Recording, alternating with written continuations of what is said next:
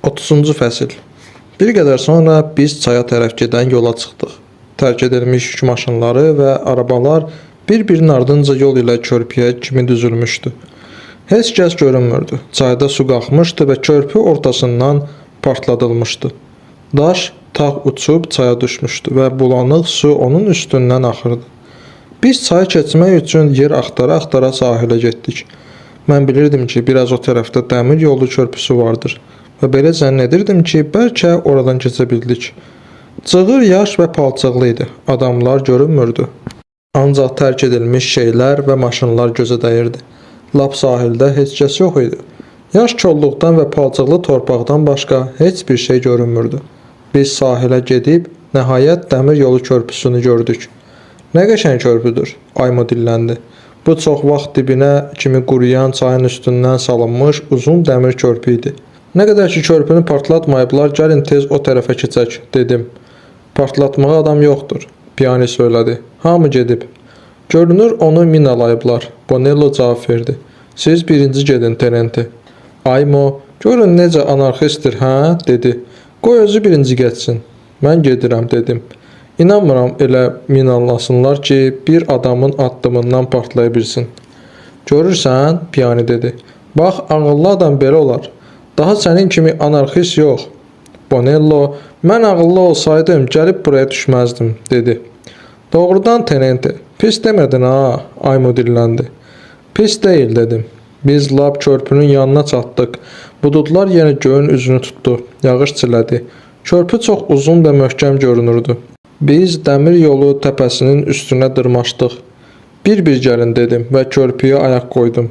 Mən şpallara və reyslərə baxaraq məftildən düzəldilmiş tələlər və mina nişanələri axtarırdım, ancaq heç bir şey görə bilmədim.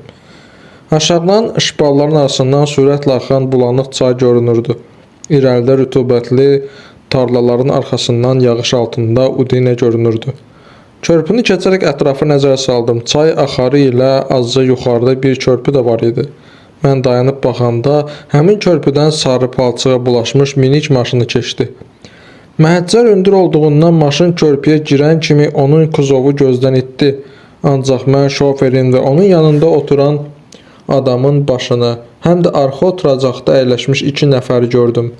Onların 4'ü Alman kaskası geymişdi. Maşın sahilə çatdı. Ağacların və tərk edilmiş nəqliyyatın arxasından gözdən itdi. Mən bu vaxt körpünü keçən Aymoya tərəf döndüm. Ona və başqalarına işarə etdim ki, tez gəlsinlər. Mən aşağı düşdüm və dəmir yolu təpəsinin ətəyində oturdum. Aymo da ardımca indi. Siz maşını gördünüz? Soruşdum. Xeyr, biz sizə baxırdıq. Alman qərargah maşını yuxarı körpü ilə keçib getdi. Qərargah maşını? Bəli. Ya Məryəm ana. O biriləri də gəlib çıxdılar və biz dəmir yolu təpəsinin altında palçığın içində sallağa oturduq. Təpənin üstündən cərgilənən ağaclara, arxa və yola baxırdıq. Tenente, sizcə bizim yolumuz kəsilib? Bilmirəm. Mən ancaq onu bilirəm ki, Alman qərargah maşını da yol ilə keçib getdi. Siz lap sağlamsınız, Tenente. Sizin başınız hərlənmir ki. Bonello, zarafata salmayın. Biraz içəyimi? Piani soruşdu. Əgər yolumuz kəsilibsə, onda heç olmazsa içək. O öz mətərəsini kəmərindən açdı və probkasını burdu. Baxın, baxın, deyərək Aymo yolu göstərdi. Körpünün daş məhəccərinin üstündən Alman kaskaları keçirdi. Kaskalar irəli əyilmişdi. Ahəngdar və çox sürətlə hərəkət edirdi. Onlar sahilə çıxanda biz bu kaskaları geyənləri gördük. Bu velosiped rotası idi. Mən qabaqda gedən 2 nəfərin üzünü gördüm. Onların sifəti sağlam idi və gündən qaralmışdı. Onların kaskaları alınlarından aşağı düşmüşdü və yanaqlarının bir hissəsi də örtürdü. Karabinləri velosipedin ramasına bərkidilmişdi. Əl qumbaralarının dəstəsi kəmərlərindən aşağı, üzü aşağı sallanmışdı. Onların kaskaları və boz mundirləri yaş idi və onlar tələsmədən irəli və ətrafa baxa-baxa gedirdilər. İrəlidə ikisi, sonra bir cərgidə 4'ü, sonra ikisi, sonra birdən 10 və ya 12'si, sonra yenə 10'u, sonra biri ayrıca gedirdi. Onlar danışmırdılar, ancaq biz çayın səsindən onsuz da onları eşitməzdik. Onlar yolda gözdən itdilər. Ya Məryəm ana, Aymo dilləndi. Piani, bunlar Almanlardır, dedi. Avstriyalılar deyil. Niyə burada onların qabağını saxlayan yoxdur dedim. Niyə bu körpünü partlatmayıblar? Niyə bu dəmir yolu təpəsi boyunca pulemyotlar yoxdur?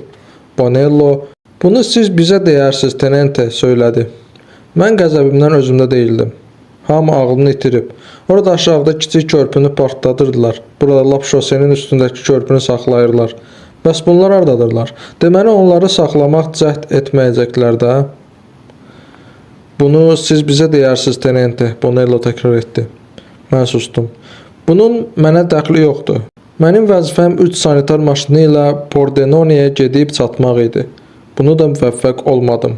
İndi mənim vəzifəm eləcə Pordenoniyə gedib çatmaqdır. Lakin görünür mən heç Udineyə də gedib çatmayacağam. Cəhənnəmə ki, ən vacib odur ki, sakit olum.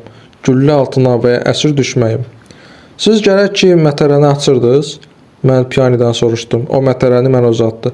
Mən bir neçə qurtum içdim. Getmək olar dedim. Tələsməyə daha ehtiyac yoxdur. Yemək istəyirsiniz? Bonello, bura dayanmaq yeri deyil dedi. Yaxşı, gedək. Buraya elə təpənin dalı ilə gedəcəyik. Yaxşısı budur, yuxarı ilə gedək. Onlar bu körpüdən də keçə bilərlər. Onları görməmişdən başımızın üstünə alsalar daha pis olar. Biz dəmir yolunun üstü ilə getdik. Dəmir yolu boyunca hər iki tərəfimizdən su içində olan düzəngah uzanırdı. İrəlidə düzəngahın arxasında təpə vardı və onun dalında isə Udine idi. Təpədəki qalanın ətrafına damlar səpələnmişdi. Kilsənin zəng gülləsi və güllə saatı görünürdü. Tarlalarda çoxlu tut ağacları vardı. Qabaqda yolun bir hissəsi sökülmüşdü. Şpalları qazıyıb çıxartmışdılar və dəmir yolu təpəsinin altına atmışdılar. Aymo, aşağı, aşağı dedi. Biz təpənin altına cumduq. Yol ilə velosipedçilər yeni dəstəsi gedirdi. Mən təpənin qırağından boylandım və gördüm ki, onlar yanımızdan ötüb keçdilər. Onlar bizi gördülər və dayanmadılar. Aymo dedi. Tenente, bizi burada qırarlar. Biz onlara lazım deyilik dedim. Onlar başqalarını qovurlar. Onlar üstümüzə qəfildən çıxsalar, onda daha təhlükəli olardı. Bonello, mən dəmir yol təpəsinin dalı ilə gedərdim, dedi. Gedin, biz dəmir yolunun üstü ilə gedəcəyik. Sizin fikrinizlə biz keçib gedə biləcəyik, Ayma soruşdu. Əlbəttə, onlar hələ o qədər çox deyirlər. Qaranlıqlaşanda keçib gedərik. Bu qərargah maşını burada nə eləyirdi? Kim bilir, dedim. Biz dəmir yolunun üstü ilə irəliləyirdik. Bonello palçıq ilə getməkdən yorulub bizə qoşuldu. İndi yol cənuba doğru, şosedən kənara doğru əyilirdi və yolda nə baş verdiyini görmürdük. Kanalın üstündən keçən körpü partladılmışdı, ancaq biz qalan dirəklərin üstü ilə keçib getdik. İrəlidən atəş səsləri eşidilirdi. Kanaldan sonra biz yenə yola çıxdıq. Bu yol tarlaların arasından birbaş şəhərə gedirdi. Qabaqda başqa yol görünürdü. Velosipedçiləri gördüyümüz şose şimal tərəfdən keçirdi. Ətrafında sıx ağaclar əkilmiş, yol cənuba ayrılırdı. Mən belə qət etdim ki, cənuba tərəf dönsək və beləliklə şəhərin yanından dolanıb kəndarası yolu ilə Confomoporniya və Tagliamento şosesinə çıxaq. Daha yaxşı olar. Biz qıraq yollarla gedərək qoşunların geri çəkildiyi əsas yolu kənarda qoya bilərdik. Yadıma düşdü ki, düzəndən çoxlu kəndarası yollar keçir. Mən dəmir yolunun üstündən aşağı düşməyə başladım. Gedək, dedim. Mən qət etdim ki, kəndarası yola çıxım və cənub tərəfdən şəhərin yanında dolanıb keçməyi qət edim. Biz hamımız dəmir yolunun üstündən aşağı düşürdük. İrəlidən kəndarası yoldan bizə atəş açıldı. Güllə təpənin palçığına dəydi. Geriyə, çığırdım. Palçıqda sürüşə-sürüşə dəmir yolunun döşü ilə yuxarı yüyürdüm. Şoferlər indi məndən qabaqda idilər. Mən bacardıqca tez torpaq təpəsinin üstünə çıxdım. Sıx kolluqdan 2 dəfə də atəş açıldı və reyslərin üstündən keçən Aymo səndələdi və üzü üstə yıxıldı. Biz onu o biri tərəfə sürüdük və arxası üstə çevirdik. Başını ayaqlarına nisbətən biraz yuxarı qoymaq lazımdır, dedim. Piani onun yerini dəyişdi. O dəmir yolunun yamacından palçığın içində ayaqları aşağı uzanmışdı və nəfəs aldıqca qan qüsurdu. Biz üçümüz yağışın altında onu dövrəyə alaraq sallağa oturmuşduq. Güllə onun peysərinə dəyərək yuxarı getmiş və sağ gözünün altından çıxmışdı. Mən yaralarının ağzını tıxayana kimi o öldü. Piani onun başını torpağın üstünə qoydu. Paketin içindəki tənzif parçası ilə onun üzünü sildi. Sonra yanında durdu. Əclaflar, dedi. Bunlar Almanlar deyil, dedim. Burada Almanlar ola bilməz. Piani İtalyanlardır, dedi. Bu söz onun dilində elə səsləndi ki, elə bir söyüşdü. İtalyani. Bonello heç bir söz demirdi. O Aymonun yanında oturmuşdu. Ancaq ona baxmırdı. Piani Aymonun təpənin aşağısına gillələnmiş kepsini götürüb və onun özünü örtdü. O öz mətərəsini çıxartdı. İçmək istəyirsən? Piani mətərəsini Bonello tərəf uzatdı. Yox, Bonello cavab verdi. O mənə tərəf döndü. Bu dəmir yolunun üstündə hər birimizin başına gələ bilərdi. Yox, dedim. Bu tarladan keçib getmək istədiyimizə görə oldu. Bonello başını tərpətdi. Aymo vuruldu, dedi. Sonra kim olacaq, tenente? İndi biz hara gedək? Atan İtalyanlar idi, dedim. Almanlar değildi. Bonello, Almanlar burada olsaydı yəqin ki hamımızı qırardılar, dedi. İtalyanlar bizim üçün Almanlardan təhlükəlidirlər, dedim. Argergard hər şeydən qorxur. Almanlar heç olmazsa nə istədiklərini bilirlər. Siz doğru deyirsiniz, tenente, Bonello söylədi. İndi biz hara gedəcəyik? Piani soruşdu. Yaxşısı budur, qaranlıqlaşana kimi bir yerdə gözləyək. Əgər cənuba vurub keçə bilsək, hər şey yaxşı olacaq. Onlar bizim hamımızı qıracaqlar ki, birimizi nahaq öldürmədiklərini sübut etsinlər, Bonello dedi. Mən risk etmək istəmirəm. Biz Udine yaxınlığında bir yer tapıb gözlərik. Sonra qaranlıqda keçib gedərik. Bonello, onda gedək, dedi. Biz təpənin şimal yamacı ilə aşağı düşdük. Mən geri dönüb baxdım. Aymo dəmir yoluna göndələn palçığın içində qalmışdı. O lap balaca idi, əlləri yanına düşmüşdü. Dolaq sarınmış və palçıqlı çəkmədəki ayaqları bir-birinə yapışmışdı. Üzü kepi ilə örtülmüşdü. O elə ölüyə oxşayırdı. Yağış yağırdı. Mən Aymo ilə yaxşı münasibət bəsləyirdim ki, həyatımda çox az adama belə münasibət bəsləmişəm. Onun kağızları mənim cibimdə idi və mən bilirdim ki, onun ailəsinə yazmalıyam. İrəlidə tarlalardan o tərəfə ferma görünürdü. Onun ətrafında ağaclar bitmişdi və evlə yanaşı tikililər var idi. İkinci mərtəbə boyu dirəklər üstündə eyvan görünürdü. Yaxşısı budur, bir-birimizdən aralı gedək, dedim. Mən qabaqda gedərəm. Mən fermaya tərəf yönəldim. Tarlanın içindən cığır keçirdi. Tarladan keçərkən fermanın ətrafındakı ağacların dalından və ya fermanın özündən bizə atəş açılacağını gözləyirdik. Mən birbaş fermaya doğru gedərək onu aydın gördüm. İkinci mərtəbənin eyvanı samanlığı ilə birləşirdi və dirəklərin arasına quru ot tökülmüşdü. Həyətə daş döşənmişdi və ağacların budaqlarından yağış damcılayırdı. Həyətin ortasında iki təkərli böyük araba var idi. Yuxarı qalxmış dişləri yağışın altında qalmışdı. Mən həyətdən keçdim və eyvanın altına dayandım. Qapı açıq idi və mən içəri girdim. Bonello ilə Piani ardımca girdilər. İçəri qaranlıq idi. Mətbəxə keçdim. Böyük açıq ocaqda kül var idi. Ocağın üstündən qablar asılmışdı. Fəqət bunlar boş idi. Mən hər tərəfi axtardım, ancaq yeməli bir şey tapmadım. Burada samanlıqda gözləmək olar, dedim. Piani, əgər yeməyə bir şey tapa bilsəniz, ora aparın. Gedib axtarırım, Piani cavab verdi. Bonello, mən də gedirəm, dedi. Yaxşı, dedim. Mən də bir samanlığa baxım. Pəyədən yuxarı qalxan daş pilləkəni axtarıb tapdım. Pəyədən quru ot iyi gəlirdi. Yağışın altında bu qoxu daha xoş idi. Malqara yox idi. Görünür fermanı tərk edərkən aparmışdılar. Samanlıq yarıya kimi quru otla dolu idi. Damın iki pəncərəsi var idi. Biri taxta ilə mıxlanmışdı, o biri xırda pəncərə isə şimal tərəfə baxırdı. Küncdə nov var idi. Bunun vasitəsilə aşağıya, axıra ot dökürdülər. Samanlığın həyətin üst tərəfinə baxan bir bacası var idi. Yığım vaxtı ot dolu arabalar bura gəlirdi. Bacanın üstündən çarpaz tirlər qoyulmuşdu. Mən dama tökülən yağışın səsini eşidirdim və otun iyini duyurdum. Aşağı düşəndə pəyədən quru peyin iyi gəldi. Taxtalardan birini qoparıb cənub tərəfdəki pəncərədən həyətə baxmaq olardı. O biri pəncərə şimala, tarlaya baxırdı. Əgər pilləkənin üstü tutulsaydı, pəncərələrin hər birindən dama çıxmaq və oradan aşağı düşmək ya da nov ilə aşağı sürüşmək olardı. Samanlıq böyük idi. Bir səs eşidən kimi otun içində gizlənmək olardı. Görünür, bura etibarlı yer idi. Əgər bizə atəş açmasaydılar, mən əmin idim ki, biz indi cənuba çıxıb getmişdik. Ola bilməz ki, burada almanlar olsun. Onlar şimaldan və Cividale yolu ilə gəlirlər. Onlar cənubdan cəbhəni yara bilməzdilər. İtalyanlar daha təhlükəlidirlər. Onlar qorxuya düşürlər və rast gəldikləri birinci adama atəş açırlar. Keçən gecə kolonnada biz eşitdik ki, şimalda geri çəkilən ordunun içində İtalyan mundiri geymiş çoxlu alman var. Mən ona inanmırdım. Müharibə zamanı belə söhbətləri həmişə eşitmək olar. Həmişə də bunu düşmən tərəf edir. Siz heç vaxt eşitməsiniz ki, Alman ordusundan çaxnaşma salmaq üçün kimisi Alman mundiri geymişdir. Bəlkə belə şeylər olur, amma bu barədə danışmırlar. Mən inanmırdım ki, Almanlar belə şeylərlə məşğul olsunlar. Mən belə hesab edirdim ki, bu və geri çəkilən ordumuzun içində çaxnaşma salmaq onlara lazım deyil. Bu çaxnaşmanı qoşunların sayı və yolların çatışmazlığı yaradır. Burada Almanlarsız da bir yana çıxmaq mümkün deyil. Amma hər halda bizi paltarını dəyişmiş Alman kimi güllələyə bilərlər. Aymonoviçi vurdular. Ot xoş iyi verir və samanlıqda uzanarkən keçən bütün illəri unudursan. Biz samanlıqda uzanıb söhbət edirdik. Sərçələr samanlığın lap tavanındakı üçgünc deşiyin kənarına qonanda onlara hava tüfəngləri atırdıq.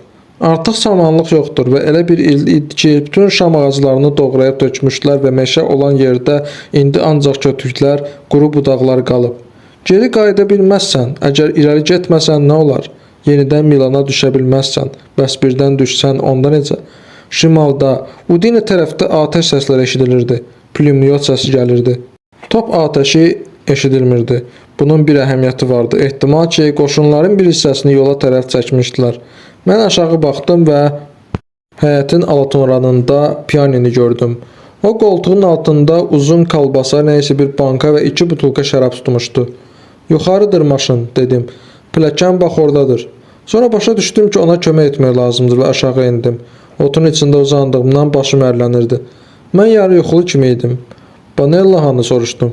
İndi deyərəm, piyani cavab verdi. Biz pilləkənlə yuxarı qalxdıq. Otun üstündə oturaraq yeməkləri düzdük. Piyani probka açan bıçağını çıxartdı və butulkalardan birinin ağzını açmağa başladı. Mumla möhürlənib dedi. Gərək pis olmasın. O gülümsədi. Bonella hanı soruşdum. Piyani mənə baxdı. O getdi tenente, dedi. O əsir düşməyi qət etdi. Mən susurdum. Qorxdu ki, onu öldürərlər. Mən şərab butulkasını əlimdə tutaraq susurdum. Bilirsinizmi tenente, biz ümumiyyətlə müharibə tərəfdarı deyilik. Bəs siz niyə onunla getmədiniz, soruşdum. Mən sizi tək qoymaq istəmədim. O hara getdi? Bilmirəm tenente, eləcə çıxıb getdi vəssalam. Yaxşı, dedim. Kalbasanı doğrayın. Piyani yarım qaranlıqda mənə baxdı. Biz danışarkən mən kalbasanı artıq doğrayıb qurtardım, dedi. Biz otun üstündə oturub kalbasa yeyir və şərab içirdik. Görünür bu şərabı toy üçün saxlayıblarmış. Şərab o qədər köhnə idi ki, rəngini itirmişdi. Luigi, siz bu pəncərədən baxın, dedim. Mən o birindən baxacağam.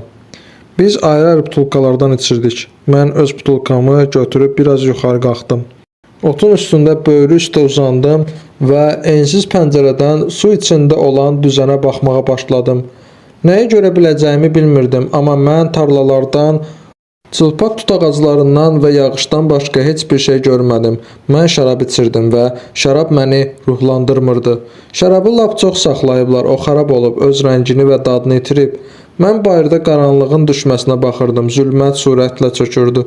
Yağış yağdığından gecə qaranlıq olacaq, lap qaranlıqlaşanda pəncərədən baxmağın mənası olmadı və mən piyanininin yanına qayıtdım. O uzanmışdı və yatırdı. Mən onu oyatmadım. Dinməzcə yanında oturdum. O böyük idi və yuxusu bərk idi. Biraz sonra onu oyatdım və biz yola düşdük. Bu çox qəribə gecə idi.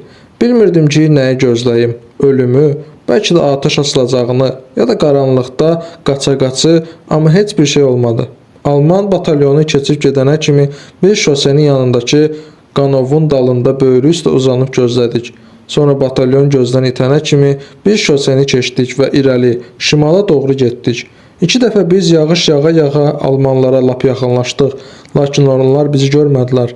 Biz şəhəri şimal tərəfdən dövrə vurub keçəndə bir İtalyana da rast gəlmədik. Sonra bir qədər keçmiş qoşunun geri çəkildiyi əsas yola çıxdıq və bütün gecəni Tagliamento istiqaməti ilə getdik. Mən əvvəllər qoşunun geri çəkilməsinin bu qədər nəhəng miqyasda olduğunu təsəvvür etmirdim. Bütün ölkə ordu ilə birlikdə hərəkət edirdi. Biz nəqliyyatı ötüb keçərək bütün gecəni yol getdik. Ayağım ağrıyırdı və mən yorulmuşdum. Amma biz çox sürətlə irəliləyirdik. Bonello'nun əsir düşmək qərarı çox axmaq görünürdü. Heç bir təhlükə yox idi. Heç bir hadisə baş vermədən biz 2 ordunun arasından keçib getdik. Əgər Aymo həlak olmasaydı, onda elə bir heç vaxt heç bir təhlükə olmamışdı.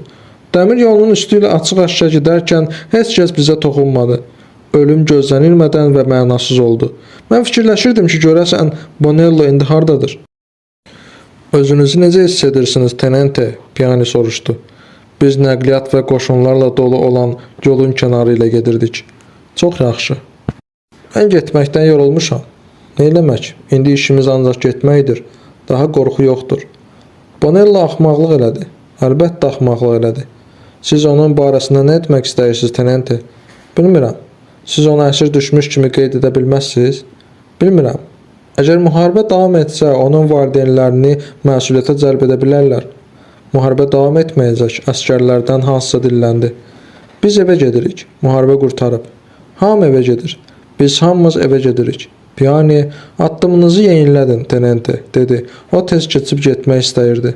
Tenente? Kimdir burada tenente? Abbas-Saguli Uffiziali. Rədd olsun zabitlər.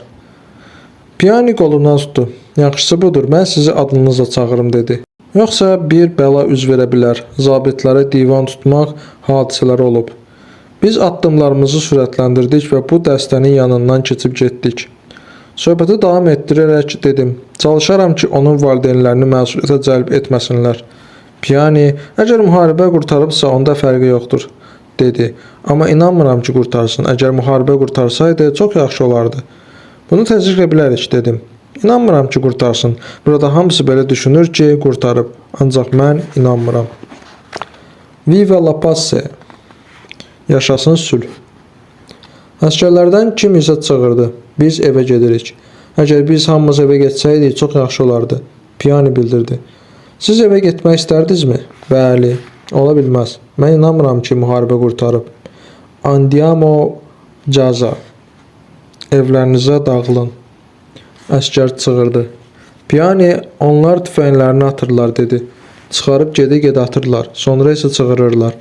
Onlar tüfənglərini nahaq atırlar. Onlar belə zənn edirlər ki, əgər tüfənglərini atırlarsa, onları daha vuruşmağa məcbur etməyəcəklər.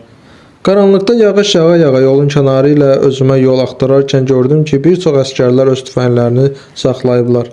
Çiyinlərində tüfəng görünürdü. Hansı briqadadır? Zabit dilləndi. Brigada di Pace. Kimsə çığırdı. Sülh briqadası. Zabit sustu. O nə deyir? Zabit nə deyir? Rədd olsun zabit. Viva la pace. Yeyin gedin, Piani dedi. Biz yolda tərk edilmiş digər maşınların arasında 2 sanitar İngilis avtomobili gördük. Qorisiyadandır, Piani dedi. Mən bu maşınları tanıyıram. Onlar bizdən qabağa düşüblər. Onlar əvvəl çıxmışdılar. Qəribədir, bəs şoferlər anı? Haradası qabaqdadırlar. Almanlar Udine yaxınlığında dayanıblar, dedim. Biz hamımız çayı keçəcəyik. Nədir? Piani dedi. Elə buna görə də zənn edirəm ki, müharibə davam edəcək. Almanlar daha da irəli gedə bilərdilər, dedim. Qəribədir ki, niyə onlar irəli getmirlər? Başım çıxmır, mənim bu müharibədən başım çıxmır. Ehtimal ki, onlar nəqliyyatı gözləməli olublar. Başım çıxmır, Piani təkrar etdi. Tək olanda o, çox nəzakətli olmuşdu. Digər şoferlərin arasında o dilini saxlamazdı. Luigi, siz evlisiniz? Siz ki, evli olduğumu bilirsiniz. Ona görəmi əsir düşmək istəmədiniz? Biraz ona görə. Siz necə tenente evlisiniz? Xeyr. Bonello da evli deyil. Hər şey adamın mütləq evli olub olmamağı ilə izah etmək olmaz. Fəqət evli olan əlbəttə istəyəcək ki, arvadının yanına qaysın, dedim. Arvaddan danışmaq xoşuma gəlirdi. Bəli, ayaqlarınız necədir? Ağrıyır. Sübh açılar-açılmaz biz Tagliamento sahilinə çatdıq və suyu qalxmış çay boyunca addımlayaraq qoşunların keçdiyi körpüyə tərəf getdik. Bu çayda möhkəmlənmək lazım idi, Piani dilləndi. Qaranlıqda adam elə gəlirdi ki, çayın suyu qalxıb. Su coşurdu, çayın yatağı elə bir genişlənmişdi. Taxta körpü 1 milin 3/4 uzunluğunda olardı və həmişə geniş daş yataq ilə dar axarlarla axan çay indi lap körpünün altına kimi qalxmışdı. Biz sahillə getdik, sonra körpünü keçən adamları qarışdıq. Suyu qalxmış, çaydan bir neçə fut yuxarıda adamların arasından güclə keçib, yağışın altında yavaş-yavaş addımlayaraq və ətrafa baxa-baxa çaya nəzər salaraq az qala qabaqdakı güllər deşiyinə ilişəcəkdim. İndi öz addımlarımı başqalarının addımları ilə bərabərləşdirmək lazım gələndə bəlkə yorğunluq hiss etdim. Körpüdən keçərkən canlanma yox idi. Mən düşündüm ki, əgər gündüz bura təyyarə bomba atsaydı, gör nə olardı. Piani, dedim. Mən buradayam, tenente. Basa-basta o məndən bir qədər qabaq düşmüşdü. Heç kəs danışmırdı. Hər kəs tez keçməyə çalışırdı, ancaq bu barədə fikirləşirdi. Biz demək olar ki, körpünü keçmişdik. Körpünün başında hər iki tərəfdən əllərində fənər tutmuş zabitlər və karabinerlər dayanmışdılar. Onların süliyyətləri səmanın fonunda qaralırdı. Biz yaxınlaşanda gördüm ki, zabitlərdən birini əlini kolonnada gedən bir nəfər uzatdı. Karabiner onun ardınca getdi və çiynindən tutaraq onunla qayıtdı. O həmin adamı yoldan kənara çəkdi. Biz demək olar ki, zabitlərlə bərabərləşdik. Onlar kolonna ilə gedənlərin hər birini diqqətlə nəzərdən keçirir, bəzən öz aralarında danışırdılar və kiminsə üzünü fənər ilə işıqlandırmaq üçün qabağa gəlirdilər. Biz onlara çatar-çatmaz onlar birini də apardılar. Bu podpolkovnik idi. Onun üstünə işıq salanda qolundakı ulduzları gördüm. Onun çal saçları vardı, alçaq boy və kök idi. Karabinerlər onu körpüdən kənara çəkdilər. Biz zabitlərlə bərabərləşəndə gördüm ki, onlar mənə baxırlar. Sonra onlardan biri məni göstərdi və karabinerlərə nə isə dedi. Gördüm ki, karabiner mənə tərəf yönəlir. Kolonnaların kənar cərgələrini yara-yara üstümə gəlir. Sonra hiss etdim ki, o yaxamdan yapışdı. Nə olub soruşdum və üzünə bir şillə vurdum. Mən onun şlyapa altından üzünü yuxarı eşilmiş bığlarını və yanağından axan qanı gördüm. Sonra biri də adamların arasına soxularaq bizə tərəf gəldi. Nə olub soruşdum. O cavab vermədi. O məni tutmaq üçün fürsət gözləyirdi. Tapancanı çıxarmaq üçün əlimi belimə apardım. Sən bilmirsən ki, zabitə toxunmağa ixtiyarın yoxdur? İkinci karabiner arxadan məni tutdu və qolumu elə vurdu ki, az qala çıxmışdı. Mən o tərəf döndüm və bu vaxt birinci karabiner boynumdan yapışdı. Mən ayağımla onu vurdum və sol dizim qasığıma dəydi. Müqavimət göstərsə atın. Kimisə səsini eşitdim. Bu nə deməkdir? Çığırmaq istədim, ancaq səsim batıq çıxdı. Onlar artıq məni yolun kənarına çəkmişdilər. Müqavimət göstərsə atın, zabit dedi. Aparın onu. Siz kimsiz? Sonra bilərsiniz. Siz kimsiz? Səhra jandarmeriyası. O biri zabit cavab verdi. Bunları mənim üstümə göndərənəcən niyə məndən yaxınlaşmağı xahiş etmədiniz?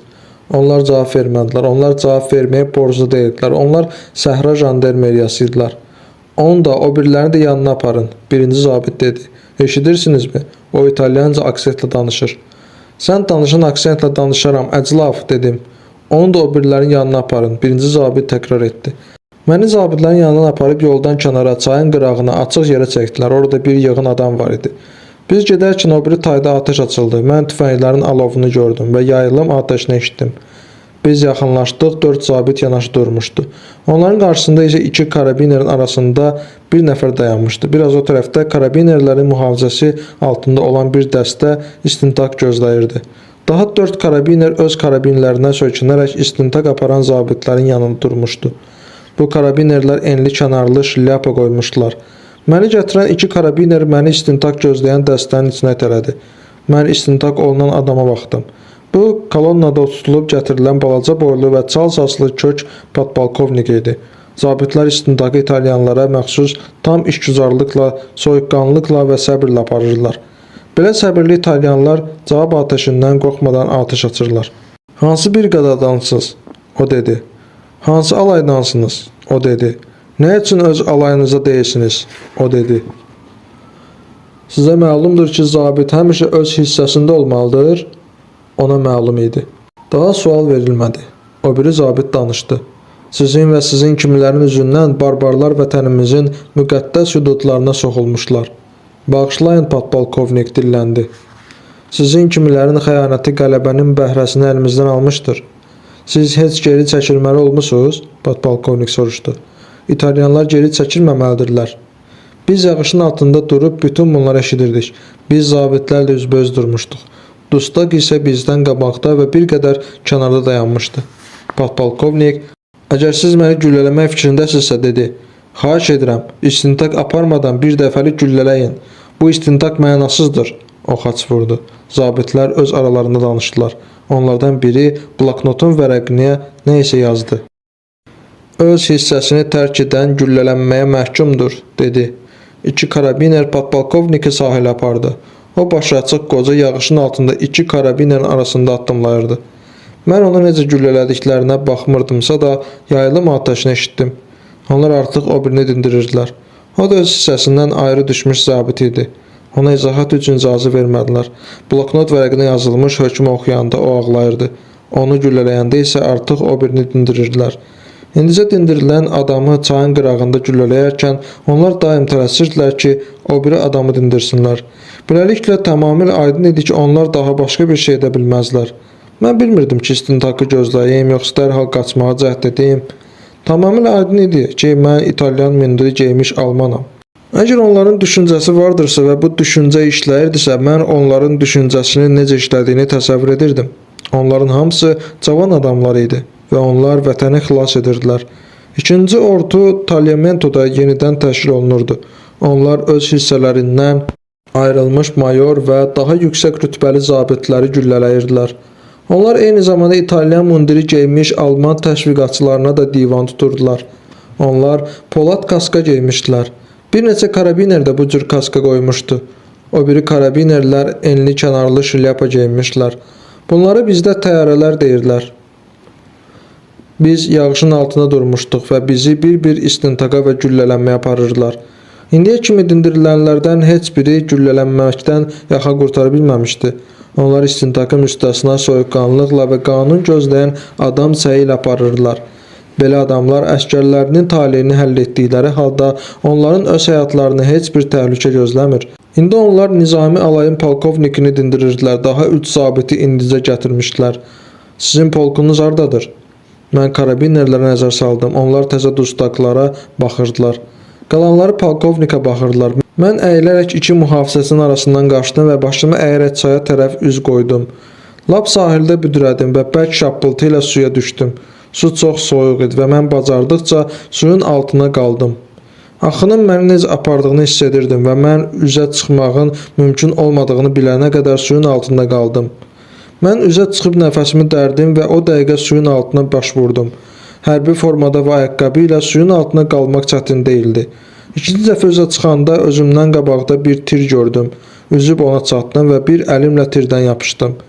Başımı tirin dalında gizlətdim və hətta boylanmağa da cəhd etmədim. Mən sahili görmək istəmirdim. Qaçarkən və birinci dəfə suyun üzünə çıxarkən atəş səsi eşitdim. Suyun lap səthi altında üzəndə atəş səslərini eşitdim. İndi atəş eşidilmirdi. Tir suda yırğalanırdı və mən ondan bir əlimlə tutmuşdum. Mən sahilə baxdım. Elə bil o sürətlə geri gedirdi. Çay ilə çoxlu taxta axırdı. Su çox soyuq idi. Kol basmış balaca adanın yanından keçirdim. 250 tirdən yapışdım və tir məni axınla apardı. Sahil daha görünmürdü. 31-ci fəsil. Axın sürətli olanda çay ilə neçə vaxt üzdüyünü heç zaman bilmirsən. Sənə elə gəlir ki, çox vaxt üzürsən. Həqiqətdə isə bəlkə də az üzürsən. Su soyuq idi və çox hündürə qalxmışdı. Çayda daşqın zamanı suyun sahilindən yuyub gətirdiyi çoxlu şey axırdı. Bəxtimdən mənə ağır tir rast gəlmişdi ki, ondan dayaq kimi istifadə etmək mümkün idi və mən buz kimi soyuq suda ayaqlarımı uzadıb çənəmi onun üstünə qoymuşdum. Çalışırdım ki, iki əlimin köməyi ilə yaxşı durum. Mən qıc olmaqdan qorxurdum və istəyirdim ki, axın bizi sahilə aparsın. Biz uzun bir xətt çizərək çay ilə aşağı üzürdük. Artıq o dərəcədə işıqlaşmışdı ki, sahildəki kolları görmək olurdu. Qabaqda kol basmış ada var idi və axın sahilə tərəf gedirdi. Fikrim bu idi ki, ayaqqabılarımı və paltarımı çıxarım və üzə-üzə sahilə çıxım. Amma qərarı gəldim ki, lazım deyil. Həmişə də şübhə etmirdim ki, bir təhər sahilə çıxacağam və əgər ayaqyalın qalsam, mənim üçün çətin olacaq. Bir təhər Mestrəyə gedib çıxmaq lazım idi. Sahil yaxınlaşdı, sonra geri çəkildi, sonra yenə yaxınlaşdı. Biz indi ağır-ağır üzürdük. Sahil indi lap yaxın idi. Söyüdün hər budağını seçmək olurdu. Tir yavaş-yavaş dolanırdı. Beləliklə sahil mənim arxamda qaldı və mən başa düşdüm ki, burulğana düşmüşük. Biz yavaş-yavaş öz yerimizdə dolanırdıq. Sahil yenə görünməyə başlayanda indi lap yaxında idi. Mən bir əlimlə tutaraq ayaqlarımı işlədə-işlədə o biri əlimlə avar çəkməyə çalışırdım. Amma tiri yaxına gətirə bilmirdim. Qorxurdum ki, axın bizi çayın ortasına aparsın. Buna görə də bir əlimi buraxmadan ayaqlarımı birləşdirib elə uzatdım ki, tirə dirənsin və var gücümlə tiri itələyib sahilə doğru getdim. Mən kolları görürdüm, lakin inersiyaya və göstərdiyim cəhdə baxmayaraq axın məni kənara aparırdı. Məni lap dəhşət bürüdü. Dedim ayaqqabıların üzündən batacağam, lakin var gücümlə çalışaraq su ilə mübarizə edirdim. Başımı qaldıranda sahil üstümə gəlirdi və mən ayaqlarımın dəhşətli ağırlığına üstün gələrək ta sahilə çatana kimi əlləşməkdə və üzməkdə davam etdim. Mən söyüdün budağına yapışıb asıldım. Yuxarı dartınıb qalxmağa taqətim olmadı. Amma bilirdim ki, daha batmayacağam.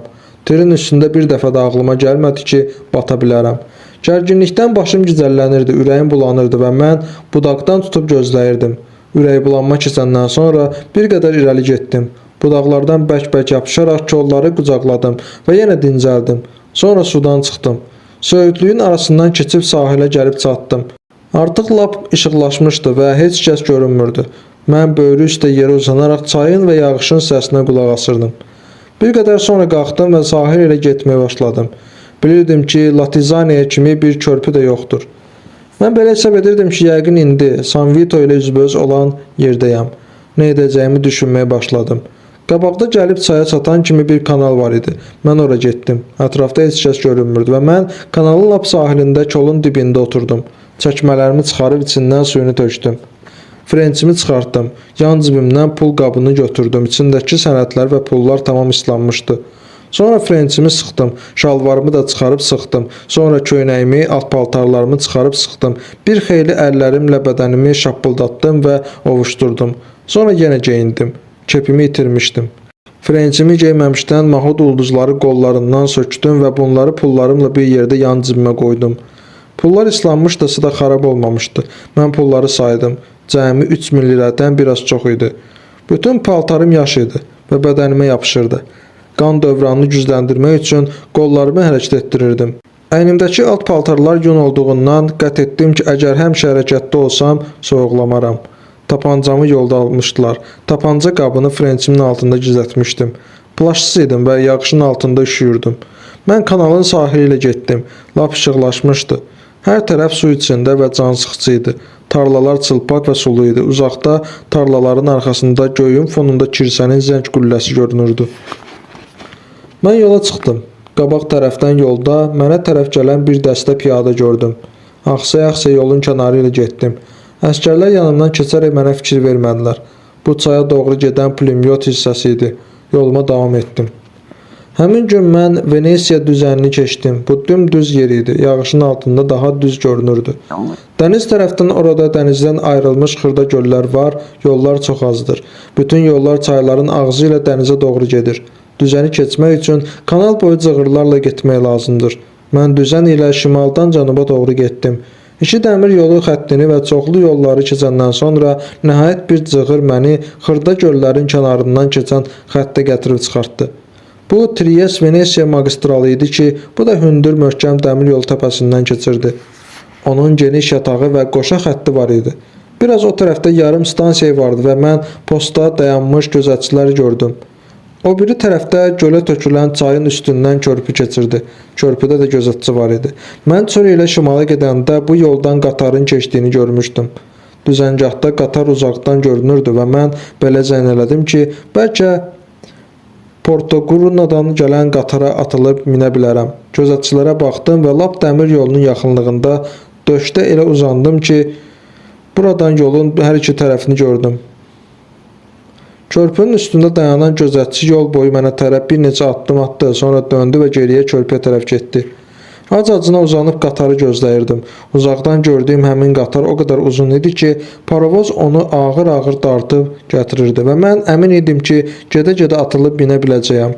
Mən artıq ümidimi kəsəndə yaxınlaşan qatarı gördüm. Parovoz tədricən böyüyərək düz mənim üstümə gəlirdi. Mən gözətçiyə baxdım. O körpünün bu başında, lakin yolun o tərəfi ilə gəzirdi. Beləliklə qatar yaxınlaşanda bizim qabağımızı kəsəcəkdi. Mən paravozun yaxınlaşmasını gözləyirdim. O ağır-ağır fısıldayaraq gəlirdi. Mən görürdüm ki, vaqon lap çoxdur. Mən bilirdim ki, qatarda mühafizə dəstəsi var. Onun harada olduğunu görmək istəyirdim, lakin görə bilmədim. Çünki qorxdum ki, birdən onların gözünə sataşım. Parovoz uzandığım yer ilə lap bərabərləşdi. Parovoz düz yerdə belə ağır-ağır fısıldayaraq və tövşüyərək yanımdan keçdi. Bu vaxt maşinist daha məni görə bilməzdi. Mən qalxdım və ötüb keçən vaqonlara tərəf addımladım. Əgər gözətçilər pəncərədən baxsaydılar, reyslərin lap yanında dayandığım üçün az şübhə oyada bilərdim.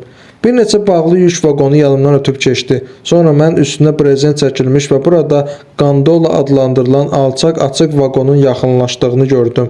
Mən onu az qala yanımdan buraxdım. Sonra atılaraq can tutacaqlardan yapışdım və qollarıma güc verərək dartınıb qalxdım. Sonra gondola ilə onun ardınca gələn yük vaqonunun meydançası arasında buferlərin üstünə sürüşüb düşdüm.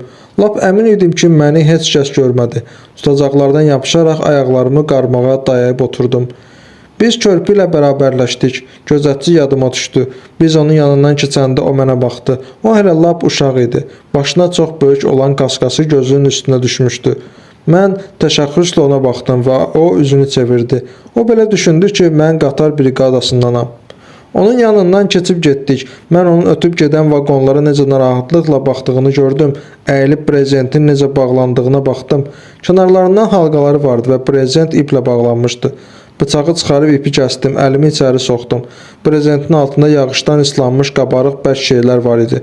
Başımı qaldırıb irəli baxdım. Qabaqdakı vaqonun meydançasında mühafizə dəstəsindən olan bir əsgər dayanmışdı. Amma o başqa səmtə baxırdı. Mən tutacaqları buraxıb brezentin altına girdim. Alnım nəyəsə bəli-bəşdə idi ki, gözlərim qaraldı. Üzümdə qan hiss etdim. Lakin daha dərinə girərək böyrü üstə uzandım. Sonra geri dönüb yenidən brezenti bağladım. Mən toplarla birlikdə brezentin altında uzanmışdım. Bunlardan yağ və kerasin qoxusu gəlirdi. Uzanıb yağışın brezentin üstünə çilənməsini və təkərlərin taqqıltısını eşidirdim. Bayırdan zəif işıq düşürdü və mən uzanaraq toplara baxırdım. Toplar brezent çaxollarda idi. Elə zənn etdim ki, yəqin bunları 3-cü ordudan göndəriblər. Alnım şişdi. Qanı laxtalatmaq üçün hərəkətsiz uzandım və qan dayandı. Sonra yaranın özünə əl dəymədən qurumuş qanı qaşıdım. Bundan ağrı hiss etmədim. Əl yaylığım yox idi. Ancaq mən brezentdən tökülən yağışın suyu ilə qurumuş qanın qalanını sürtərək təmizlədim. Paltarımın qolu ilə tərtəmiz sildim. Mən öz görkəmimlə şübhə oyatmamalıydım. Bilirdim ki, Mestreyə çatana kimi buradan çıxmalıyam. Çünki toplara baxmağa gələn ola bilərdi. Toplar o qədər də az idi ki, onları itirmək və ya unutmaq olmazdı. Haclıq məni əldən salmışdı. 32-ci fəsil. Mən brezentin altında platformanın taxtaları üstündə uzanmışdım. Üst başımın yaşı idi. Üşüyürdüm və bərk acımışdım. Nəhayət sevdilərək başımı əllərim üstünə qoydum. Özü qoyulu uzandım. Dizim keymişdi, amma ümumiyyətlə ondan şikayət edə bilməzdim. Valentini öz işini gözəl yerinə yetirmişdi. Mən qoşunların geri çəkildiyini, yolun yarısını piyada və Taliamentonun bir hissəsini onun dizi ilə üzüb keçmişdim. Bu doğrudan da onun dizi idi, o biri diz mənimki idi. Həkimlər sizin bədəninizdə müxtəlif oyunlar çıxarırlar və bundan sonra bu bədən sizinki deyil. Başım mənimki idi, vəssalam. Bir də qarnımdakılar. Orada bərk aclıq idi. Hiss edirdim ki, orada aləm bir-birinə qarışıb. Başım mənimki idi, amma nə işləyə bilirdi, nə də düşünə bilirdi. Ancaq xatırlaya bilirdi, amma çox yox. Mən Ketrini xatırlaya bilərdim. Amma bilirdim ki, əgər onu bir də görüb görməyəcəyimi düşünürəmsə, ağlım başımdan çıxır. Və çalışdım ki, onun barəsində düşünməyim. Onu lap az xatırlayım. Təkərlərin ağır-ağır taqqıltısı altında yada salım. Brezentin arasından lap azca işıq süzülür və mən Ketrini ilə platformanın taxtaları üstündə uzanmış, yaş paltarla platformanın taxtaları üstündə uzanmaq ağırdır. Fikirləşmək olmur, ancaq duyğular oynayır. Ayrılıq da çox uzun idi. Taxtalar tez-tez atılıb düşür, ürək qüssə bürüyür, bədəninə yapışan ancaq yaş paltarlar arvadının əvəzində ancaq quru taxtalardır. Brezent altında toplarla yanaşı xoş və yaxşı olsa belə, yük platformasının taxtalarını və brezent çexollu, yağ və metal iyi verən topları da ya da yağış keçirən brezenti sevmək olmaz. Amma bütün məhəbbətini əsr etdiyini burada heç təsəvvür etmək olmaz. Çox soyuq və aydın nəzərlərlə indi qarşına baxırsan. Daha doğrusu soyuq yox, aydın və boş nəzərlərlə. Bir ordunun geri çəkildiyini, o biri ordunun isə irəli hərəkətini görəndən sonra üzü üstə uzanıb boş nəzərlərlə qarşıya baxırsan. Yanğın zamanı öz şöbəsinin mallarını məhv olmasına imkan verən universal mağazanın işçisi kimi sən də öz maşınlarını və adamlarını fəlakətə vermisən. Fəqət mallar sığorta olunmamışdı. İndi sən bundan yaxa qurtarmırsan. İndi daha sənin heç bir borcun yoxdur. Əgər dükandakı yanğından sonra aksentlə danışıqlarına görə işçilərini güllələyirlərsə, halbuki həmişə aksentlə danışırlar. Onda alver başlanan kimi işçilərin qayıtmasını gözləməyə əlbəttə heç kəsin haqqı yoxdur. Əgər başqa bir iş tapmağa güman varsa və polis onları tutmayacaqsa, onlar başqa iş axtaracaqlar.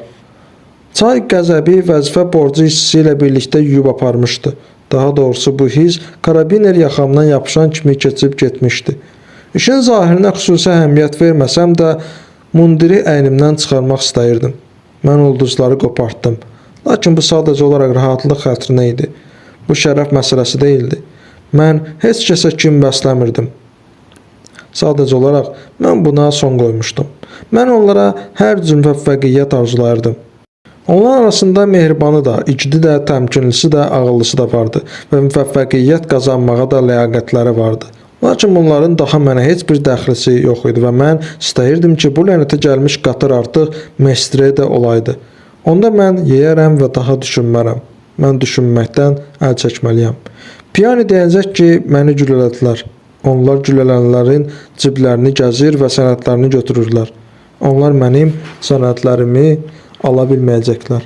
Bəlkə məni suda boğulmuş sayacaqlar. Maraqlıdır ki, onlar ştatlara nə məlumat verəcəklər? Yaralılardan və başqa səbəblərdən ölüb. Zəhrimar, necə dalacam? Görəsən bizim keşişin başına nə gəldi? Rinaldinin də həmçinin. Yəqin o Pordenonadadır. Əgər daha uzağa geri çəkilməyiblərsə. Bəli. İndi daha mən ona heç vaxt görməyəcəyəm. İndi mən onlardan heç birini heç vaxt görməyəcəyəm. O həyat qurtardı. İnanmıram o sifilis tutsun. Hər halda deyirlər ki, vaxtında üstünə düşsən, bu o qədər də ciddi xəstəlik deyil. Fəqət o narahat olur. Mən də narahat olardım. Hər kəs narahat olardı. Mən düşünmək üçün yaranmamışam. Mən yemək üçün yaranmamışam. Hə, elədir. Yemək, içmək, ketinlə yatmaq üçün. Bəlkə elə bugün. Yox, bu mümkün deyil. Onda sabah. Həm də yaxşı şam yeməyi və döşəkağı, bir də heç vaxt heç yerə getməmək. Getsən də ancaq bir yerdə, yəqin ki, çox tez getməli olacaq. Ketrin gedər, mən bilirdim ki, o gedər. Nə vaxt gedəcək? Bax, bunun barədə düşünmək olardı. Qaranlıqlaşırdı. Uzanıb fikirləşdim, biz hara gedə bilərik? Müxtəlif yerlər çox idi. 4-cü kitab, 30-cu fəsil. Səhər tezdən hələ sübh açılmamış qatar stansiyaya yaxınlaşaraq sürətini azaldanda, mən Milanda yerə atıldım. Dəmir yolunu keçdim, tikililərin arası ilə getdim və küçəyə endim. Qaryaltıxanalardan biri açıq idi. Qəhvə içmək üçün mən içəri girdim. Orada səhərin nəfəsi duyulurdu və toz iyi gəlirdi. Qəhvə dolu stəkanlara qaşıq qoyulmuşdu. Şərab stəkanlarının yaş izləri qalmışdı. Qaryaltıxana sahibi piştaxtanın arxasında durmuşdu. Balaca stolun dalında 2 əsgər əyləşmişdi. Piştaxtaya yanaşdım, bir stəkan qəhvə içdim və bir parça çörək yedim. Qəhvənin rəngi süddən bozarmışdı. Çörəyin qabığı ilə köpüyünü yığdım. Qaryaltıxana sahibi mənə baxdı. Bir stəkan qrappa istəyirsiniz? Xeyr, sağ olun. Mənim hesabıma, dedi və balaca stəkanı doldurdu. Mənim qabağıma itələdi. Cəbhədə təzə nə var? Bilmirəm. Onlar sərxoşdurlar, deyərək balaca stolun dalındakı əsgərləri göstərdi. Buna inanmaq olardı. Görünürdü ki, onlar sərxoşdurlar. Danışın, dedi. Cəbhədə təzə nə var? Cəbhədən heç bir şey bilmirəm. Sizin necə endiyinizi görürdüm. Siz qatardan atıldınız. Geri çəkildilər. Mən qəzetləri oxuyuram. Bəs təzə nə var? Tez mi qurtaracaq? İnanmıram.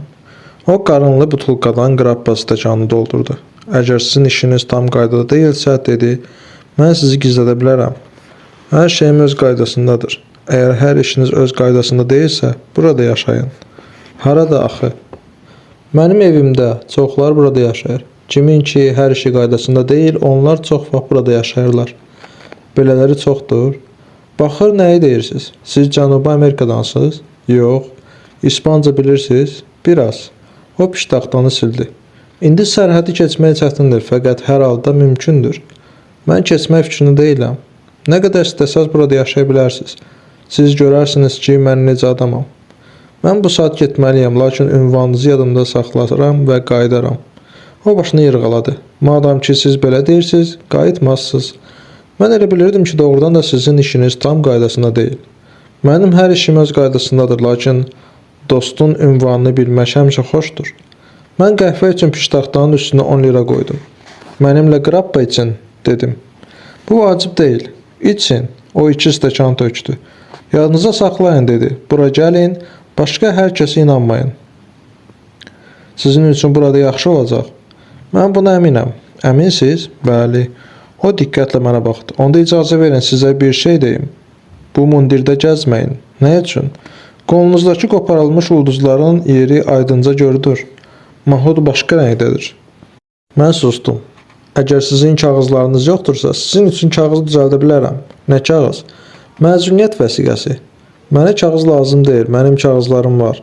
Yaxşı, dedi. Ancaq əgər sizə kağız lazım olsa, hansından istəsəniz tapa bilərəm. Belə kağızlar neçə olur? Baxır hansıdır, qiymətlər münasibdir. İndi mənə heç bir şey lazım deyil. O çiyinlərini çəkdi. Mənim hər şeyim öz qaydasındadır, dedim. Mən çıxanda o dedi. Unutmayın ki, mən sizin dostunuzam. Unutmaram. Hələ görüşəcəyik. Mütləq, dedim. Bayıra çıxdıqdan sonra vağzalı dövrə vurdum. Orada hərbi polis ola bilərdi. Balaca parkın hasarı yanında fayton tutdum. Sürücüyə hospitalın ünvanını verdim.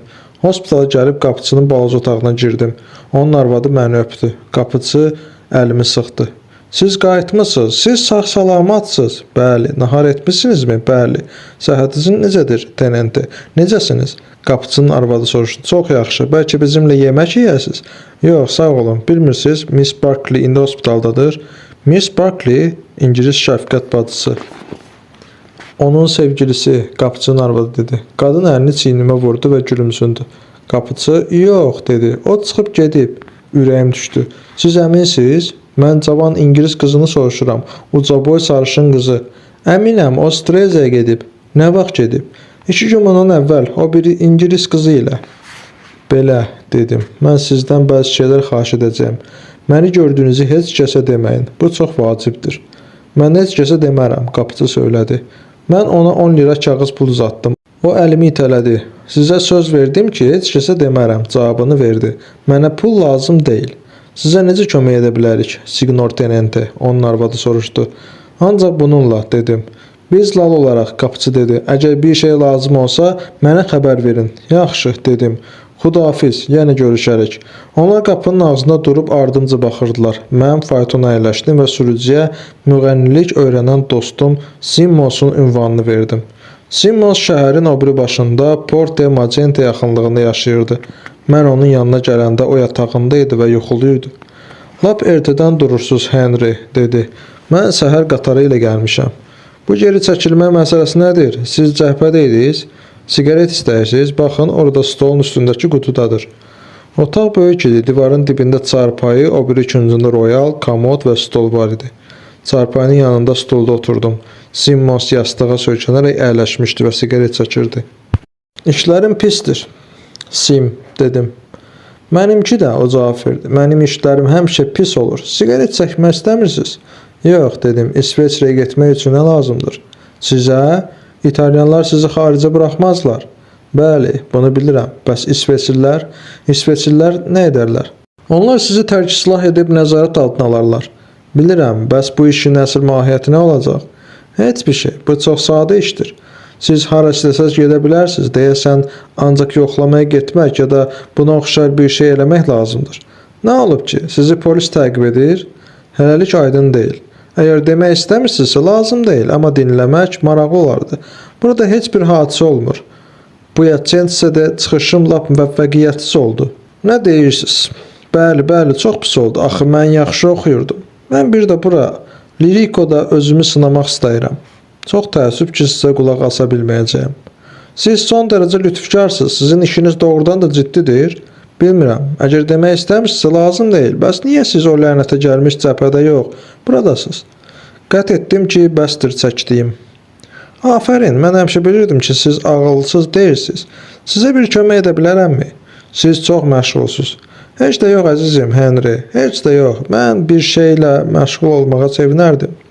Siz təxminən mən boydasınız. Mənim üçün mülki kostyum almağa getməzsiniz ki. Kostyumlarım var, ancaq onların hamısı Romadadır. Axı siz əvvəllər orada yaşayırdınız. Nə murdar yerdir. Siz orada necə yaşamısınız? Mən arxitektor olmaq istəyirdim. Bunun üçün ən yaramaz yerdir. Heç bir şey almayın. Nə lazımsa mən verərəm. Mən sizi elə geyindirərəm ki, hamını vale edərsiniz. Baxın, ora gedin, qardırob otağına. Orada divar şkafı var. Nə xoşunuza gəlsə götürün.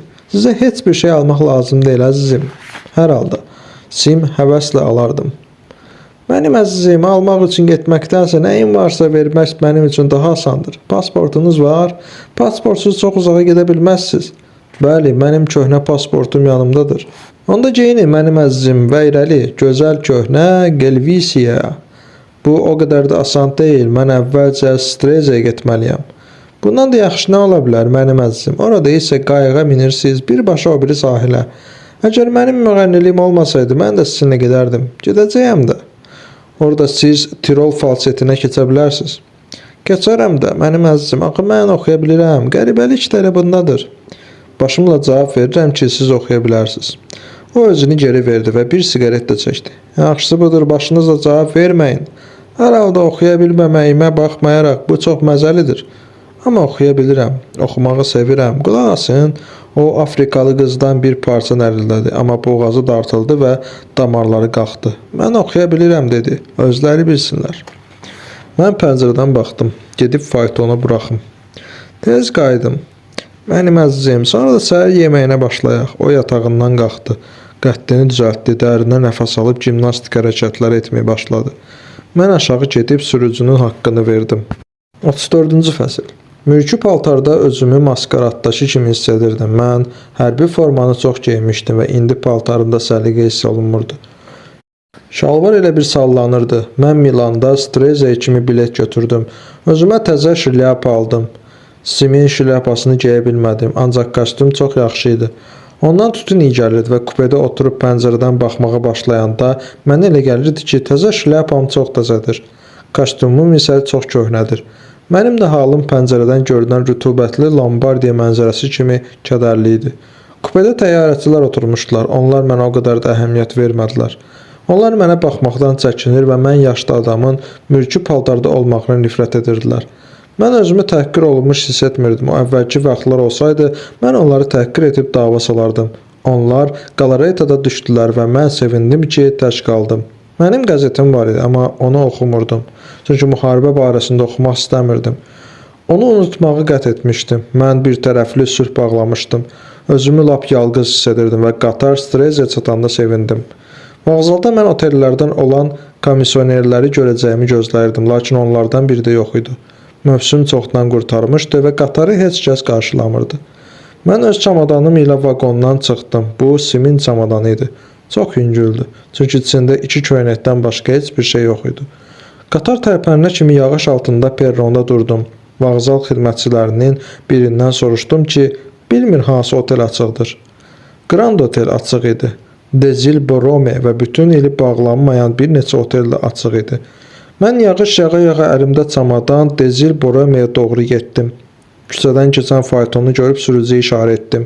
Faytonda gəlmək yaxşı idi. Biz böyük otelin qarşısına dayandıq və qapıçı əlində çətir bayıra çıxdı. O çox nəzakətli idi. Mən yaxşı bir nömrə seçdim. Nömrə böyük və işıqlı idi, gölə baxırdı. Buludlar gölün üzərində asılmışdı. Amma bilirdim ki, gün çıxanda göl çox gözəl olur. Dedim ki, arvadımı gözləyirəm. Nömrədə atlas yorğanlı 2 adamlıq bir çarpayı Letto Matrimonial var idi. Ər-arvad yatağı. Bu çox gözəl otel idi. Mən uzun koridordan keçdim və sonra geniş pilləkənlə bara indim. Barmen mənim köhnə tanışım idi. Mən hündür kətildə oturmuşdum. Duzlu badam və kövrək qızardılmış kartof yeyirdim.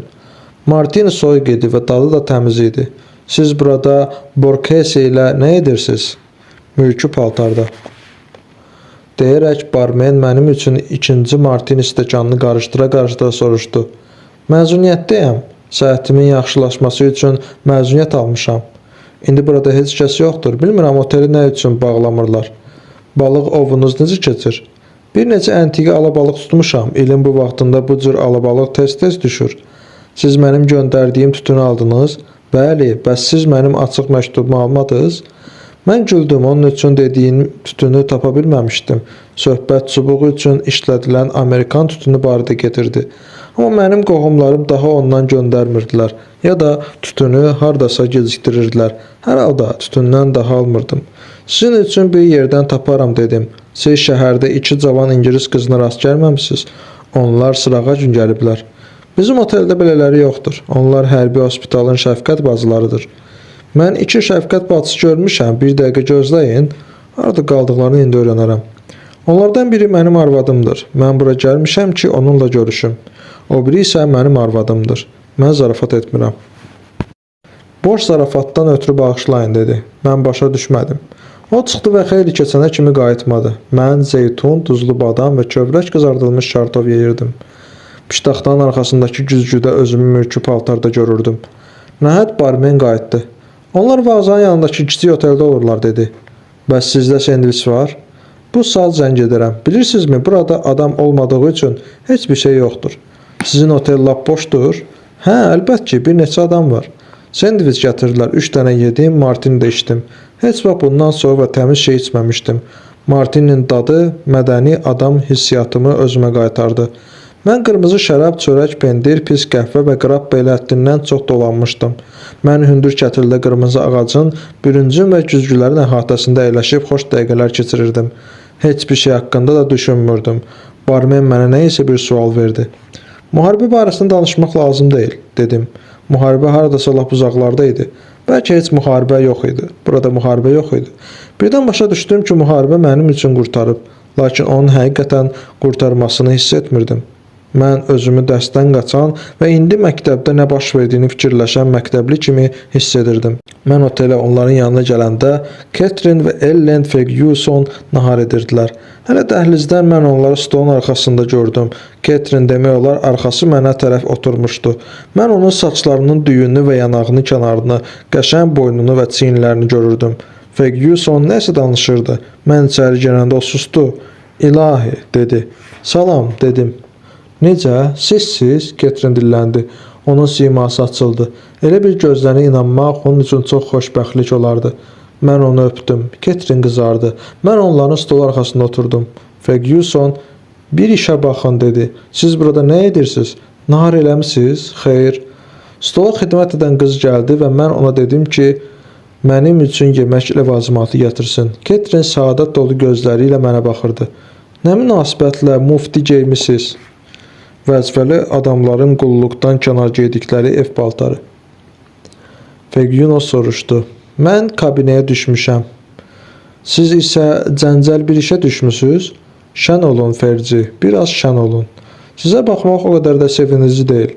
Bu qızı necə bir işə saldığınızı bilirəm. Sizə baxmaq mənim üçün o qədər də sevindirici deyil. Catherine mənə baxım gülümsündü və ayağı ilə stolun altında ayağıma toxundu. Heç kəs məni heç bir işə salmayıb Ferci. Mən özüm salmışam. Mənim ondan zəhləm gedir, Ferguson dedi. O öz hiləgər İtalyan oyunbazlığı ilə sizi bədbəxt eləyib. Amerikanlar İtalyanlardan da pisdirlər. Catherine, nə olar, Şotlandlar əxlaqlı xalqdır, dedi. Mən heç nə o barədə demirəm. Mən onun İtalyan hiləgərliyini deyirəm. Ferci, məgər mən hiləgərəm? Bəli, siz hiləgərlərdən də pissiniz. Siz əsl ilansız.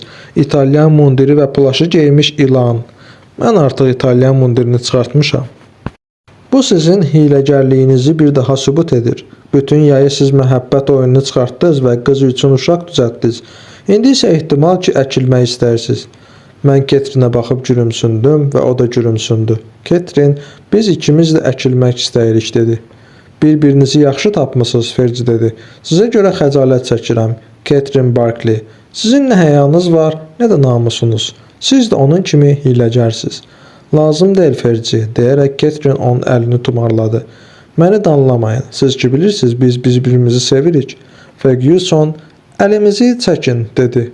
Onun üzü qırmızı idi. Əgər siz həyanızı itirməsəydiniz, onda başqa məsələ. Amma siz Allah bilir neçə aydır hamiləsiz və elə düşünürsünüz ki, bunlar hamısı zarafatdır. Sizi yoldan çıxaranın qayıtmasından lap yayılırsınız. Sizin nə həyanız var, nə namusunuz.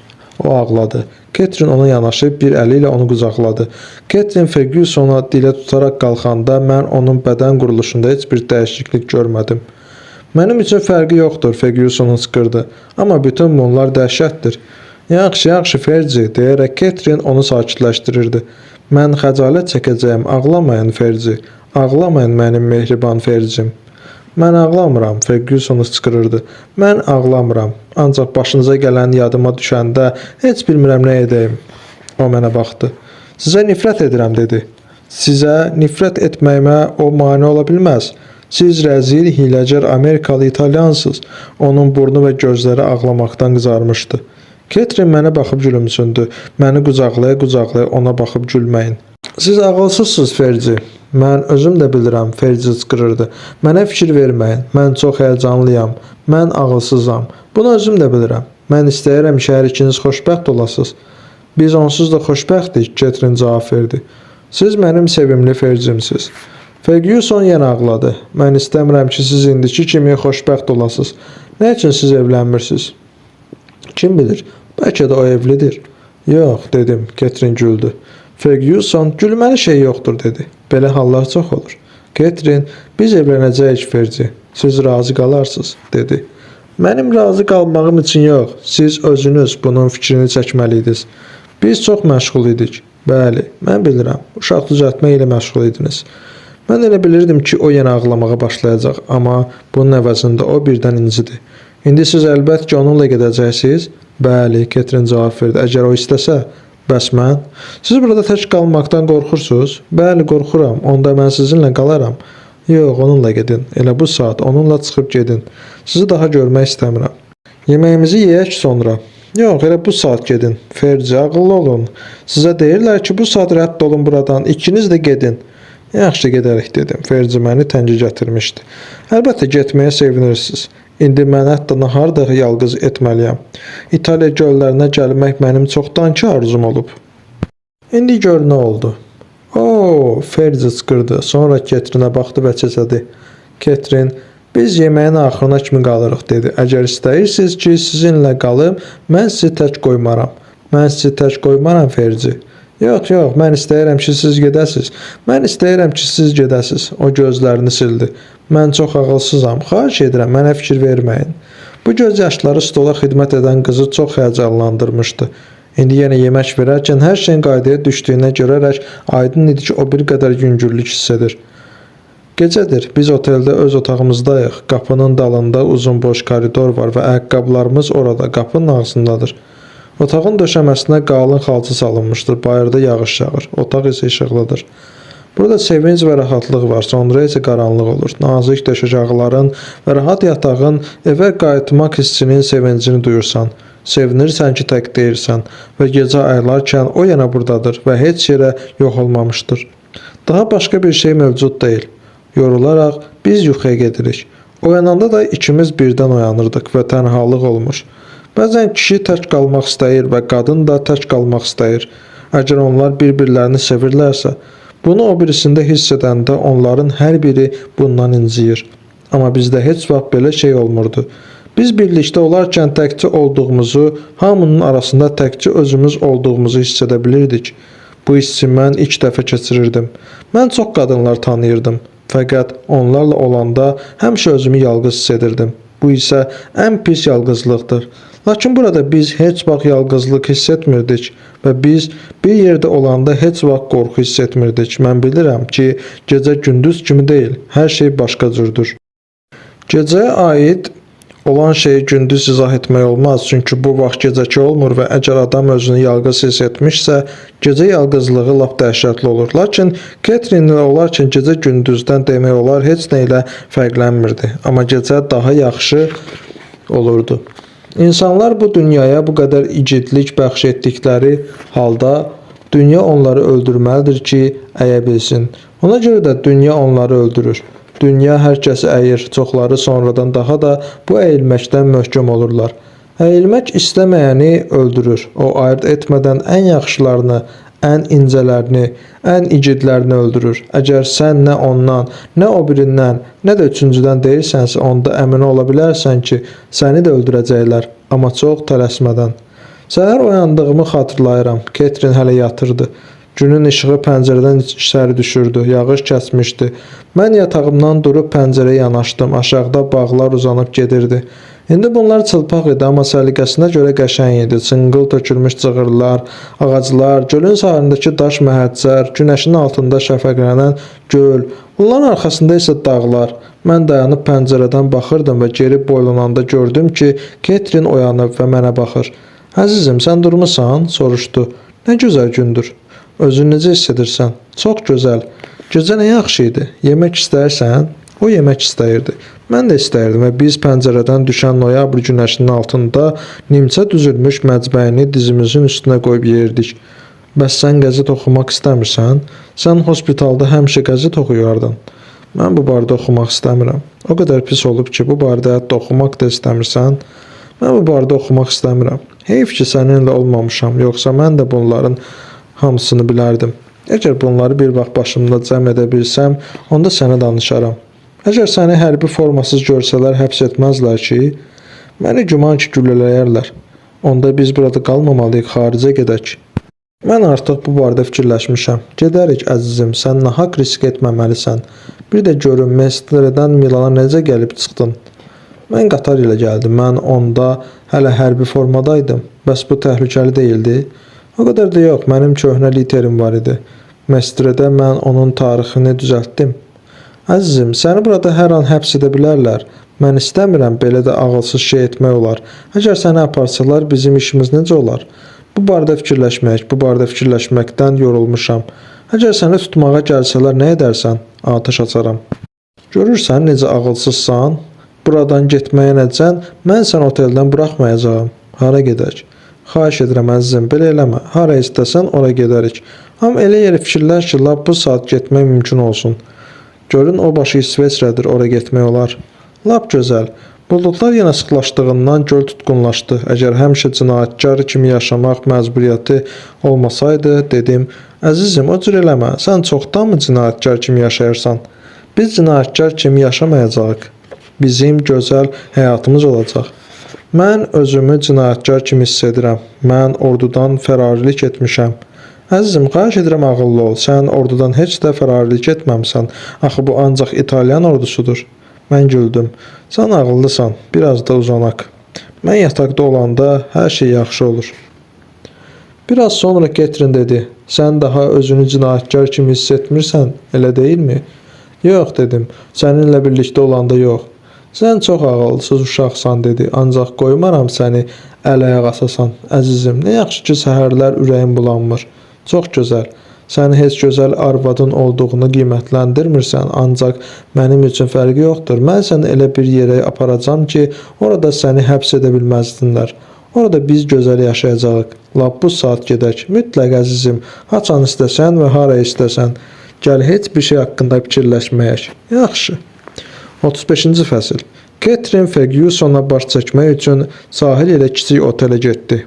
Mən isə barda əyləşib qəzet oxuyurdum. Burada rahat meşin kreslolar var idi və mən bunlardan birində oturub barmen gələnə kimi oxudum. Ordu Tagliamento'da dayanmışdı. O daha da geriyə, Piave'yə tərəf çəkilmişdi. Piave yadımda idi. Cəbhə yolunda, Sandon yaxınlığında dəmir yolu onu kəsib keçir. Çay bu yerdə dərin idi və ağır-ağır axırdı, həm də lap ensiz idi. Çayın aşağı axarlarında bataqlıqlar və kanallar var idi. Bir neçə qəşəng villa var. Bir dəfə müharibədən əvvəl Cortina d'Ampezzo'ya gedərkən bir neçə saat dağ yolu ilə Piave'nin üstündən keçmişəm. Yuxarıdan o alabalığı ilə dolu olan ensiz, dayaz və qayaların kölgəsində xırda körfəzləri olan kiçik çaya oxşayırdı. Kadore yaxınlığında yol çaydan kənara burulurdu. Mən fikirləşirdim ki, ordu üçün oradan aşağı enmək o qədər də asan olmayacaq. Barmen içəri girdi. "Qraf Greffi sizi soruşdu," dedi. "Kim?" "Qraf Greffi. Yadınızdadırmı? Keçən dəfə siz gələndə burada bir qoca var idi." "O buradadır?" "Bəli, bacısı qızı ilədir. Mən ona dedim ki, siz gəlmisiniz. O sizin bilyard oynamaq istəyir." "Hardadır o?" "Gəzməyə getdi." "Necədir?" "Elə cavanlaşır. Dünən nahardan qabaq şampan ilə 3 kokteyl içdi." "Bilyardda işi necə gətirir?" "Yaxşıdır, o məni udur. Sizin burada olduğunuzu ona deyəndə çox sevindi. Oynamağa adam tapmır." Qraf Greffinin 94 yaşı vardı. O, Metternich'in müasiri idi. Çalbaşlı və çalbığlı bu qocanın çox gözəl xasiyyəti vardı. O həm Avstriyada, həm də İtaliyada diplomatik xidmətdə olmuşdu və onun anadan olduğu gün Milanın kübar həyatında bir hadisə kimi keçirdi. O 100 yaşına kimi yaşamaq istəyir. 94 yaşlı qurumuş bədən üçün gözlənilməz olan bir inam və sərbəstliklə bilyard oynayırdı. Mən onunla bir dəfə mövsümün axırı çatandan sonra Strezaya gələrkən tanış olmuşdum. Biz bilyard oynaya-oynaya şampan içirdik. Mənə elə gəldi ki, bu gözəl adətdir. O mənə 5 xal fora verdi və məni utdu. Bəs onun burada olduğunu niyə mənə demədiniz? Unutdum. Burada daha kim var? O birilərini siz tanımırsınız. Bütün oteldə cəmi 6 adam var. Siz indi nə ilə məşğulsuz? Heç bir şeylə. Gedək balıq tutmağa. 1 saatlığa mümkün olar. Gedək. Tilov götürün. Barmen paltosunu geydi və biz yola düşdük. Sahilə endik və qayıq götürdük. Mən avar çəkirdim. Barmen isə qayığın dal tərəfində oturmuşdu. Göl alabalığını tutan ucuna spinner və ağır şey bağlanmış tilovdan yapışmışdı. Biz sahil boyu gedirdik. Barmen tilov ipini əlində tutmuşdu və hərdən onu dartırdı. Streza göldən çox boş görünürdü. Çılpaq ağacların uzun cərgələri, böyük otellər və villalar gözə dəyirdi. Mən İzolla Bella'ya doğru döndüm və qayığı lap sahil boyunca sürdüm. Burada gölün dibi birdən-birə dərinə gedir və qayaların sıx sıralarla dupduru suyun dibinə doğru endiyi görünür. Sonra isə mən sahildən uzaqlaşıb balıqçı adasına sürdüm. Günəş buludların arxasında gizləndi və su tutqundu. Onun səthi hamar və çox soyuq idi. Üzüb yaxına gələn balığı bir neçə kərə görsək də heç bir dəfə də tuta bilmədik. Mən balıqçı adasına doğru avar çəkdim. Orada qayıqlar sahilə çəkilmişdi. Adamlar torları yamayırdılar. Gedib bir şey çəkməyin, gedək. Mən qayığı daş körpüyə tərəf sürdüm və barmen tilov ipini çəkib qayığın dibinə qoydu. Spinner də qayığın kənarından asdı. Mən düşdüm və qayığı bağladım. Biz balaca kafeyə girdik, taxta stolun arxasında oturduq və vermut sifariş verdik. Avar çəkməkdən yoruldunuz? Xeyr, geriyə dönəndə mən avar çəkəcəyəm, dedi. Mən avar çəkməyi xoşlayıram. Bəlkə siz tilovu götürəsiz, bəxtimiz gətirər. Yaxşı, söyləyin, müharibədə işlər necə gedir? Çox pis. Mən getməliyəm. Mən də Qraf Greffi kimi çox qocayam. Bəlkə də getməli oldunuz. Gələn il mənim dərəcəmdə olanları çağırarlar, amma mən getməyəcəyəm. Bəs siz nə edəcəksiniz? Xaricə gedəcəyəm. Mən müharibəyə getmək istəmirəm. Mən artıq bir dəfə müharibədə olmuşam. Həbəşistanda. Bəsdir. Siz nə üçün getdiniz? Bilmirəm, ağılsızlıqdan. Yəni vermut içək. Geri dönəndə barmen avar çəkirdi. Biz göl ilə Strezanın arxasına keçdik və sonra baxa-baxa geri döndük. Tarım tilov ipini əlimdə tutmuşdum və fırlanan spinnerin azca tərpəndiyini hiss edə gölün noyabra xas tutqun sularına və boş sahilə baxırdım. Barmen avarı iri-iri çəkirdi. Qayıq irəli cumanda tilov ipi titrəyirdi. Bir dəfə balıq düşdü. Tilov ipi birdən çəkildi və geri dartıldı. Mən çəkməyə başladım. Alabalığın çırpıntısını, ağırlığını hiss etdim və sonra tilovun ipi yenə titrədi. Alabalıq tilovdan çıxdı. Ağır idi? Hə, xeyli gələrdi. Bir dəfə burada tək üzürdüm və tilovun ipini dişimlə tutmuşdum. Birisi ilə dartdı ki, az qala bütün çənəmi qopardacaqdı. Lap yaxşısı budur, ayağına bağlayasan, dedim. Onda tilovun ipini də hiss edərsən, dişlərin də salamat qalar. Əlimi suya saldım, çox soyuq idi. Biz indi lap otelin qarşısındaydık. Barmen, mənim vaxtım çatdı, dedi. Saat 11 üçün orada olmalıyam. Luhere du kokteyl. Kokteyl saatı. Yaxşı. Tilov ipini sudan çıxartdım və hər iki tərəfindən nişanı olan ağacı sarıdım. Barmen qayığı daş divarın kiçik oyuğuna qoydu və onu qıfılla zəncirlə bağladı. Nə vaxt gəzmək istəsəniz açarı verərəm, dedi. Sağ olun. Biz otelə qalxıb bara girdik. Mən bu tezdən daha içmək istəmirdim. Buna görə otağımıza qalxdım. Xidmətçi qadın otağı elə indicə təmizləyib qurtarmışdı və Ketrin hələ qayıtmamışdı. Mən yatağa uzandım və fikirləşməməyə çalışdım. Ketrin gələndən sonra hər şey yenə yaxşı oldu. Dedi ki, Ferguson aşağıdadır. O bizimlə səhər yeməyi yeyəcək. Ketrin, mən bilirdim ki, sən etiraz etməyəcəksən, dedi. Eybi yoxdur, dedim. Sənə nə olub əzizim? Bilmirəm. Mən bilirəm, sənin məşğuliyyətin yoxdur. Sənin ancaq bir şeyin var, o da mənəm. Mən isə getmişdim. Haqlısan. Bağışla məni əzizim. Mən bunu bilirəm. Birdən görürsən ki, heç nə qalmayıb. Bunu hiss edərkən adam dəhşətə gəlir. Mənim həyatım həmişə bu cür zəngin olub, dedim. İndi əgər sən mənimlə yoxsansa, hər şey mənə boş görünür. Axı mən səninlə olacağam. Mən 2 saatlığa getmişdim. Sən özün üçün bir məşğuliyyət tapa bilmirsən? Mən barmenlə balıq tutmağa getmişdim. Yaxşı keçdi? Hə. Mən olmayanda məni düşünmə. Cəbhədə olarkən həmişə belə etməyə çalışırdım, amma orada işim vardı. İstefaya çıxmış Otello deyərək mənə sataşdı. Otello zənci idi, dedim. Bundan əlavə mən qısqanc deyiləm, mən səni belə sevirəm. Səndən başqa mənim üçün heç bir şey mövcud deyil. İndi isə ağıllı ol və Ferguson ilə yaxşı rəftar elə. Mənə lənət yağdırmayana dək mən Ferguson ilə iltifatlı oluram. Onunla iltifatlı ol. Bir fikirləş, bizim çox şeyimiz var. Onun isə heç bir şey yoxdur. Heç inanmıram ki, bizdə olan şeyi o istəyəydi. Heç bir şey bilmirsən əzizim. Hələ bir ağıllısan da. Mən onunla iltifatlı olacağam. Mən buna şübhə etmirəm, sən ağıllı oğlansan. Sonra o qalmayacaq ki. Yox, mən onu ötürəcəyim getsin. Sonra da bura qayıdacağıq. Əlbəttə, başqa necə ola bilər? Biz Ferguson ilə səhər yeməyi üçün aşağı endik. Otelin və restoranın gözəlliyi ona bərk təsir etmişdi. Biz yaxşı yedik və 2 butulka kapri içdik. Qraf Greffi restorana girdi və bizə təzim etdi. Bacısı qızı da onunla idi və o mənə nənəmi xatırladırdı. Qraf Greffi haqqında mən Catherine və Fergusona danışdım. Mənim söhbətim Fergusona çox təsir etdi. Otel çox böyük idi. Həm də təmtəraqlı və boş idi. Fəqət yemək dadlı idi. Şərab da gözəldi və nəhayət şərabdan hamının keyfi kökəldi. Catherine özünü lap yaxşı hiss edirdi. O xoşbəxt idi. Ferguson lap şənlənmişdi. Mən də özümü çox yaxşı hiss edirdim. Səhər yeməyindən sonra Ferguson öz otelinə qayıtdı. Dedi ki, yeməkdən sonra biraz uzanmaq istəyir. Günortadan sonra qapımızı kimsə döydü. Kimdir? Qraf Greffi soruşur ki, siz onunla bilyard oynamazsınız.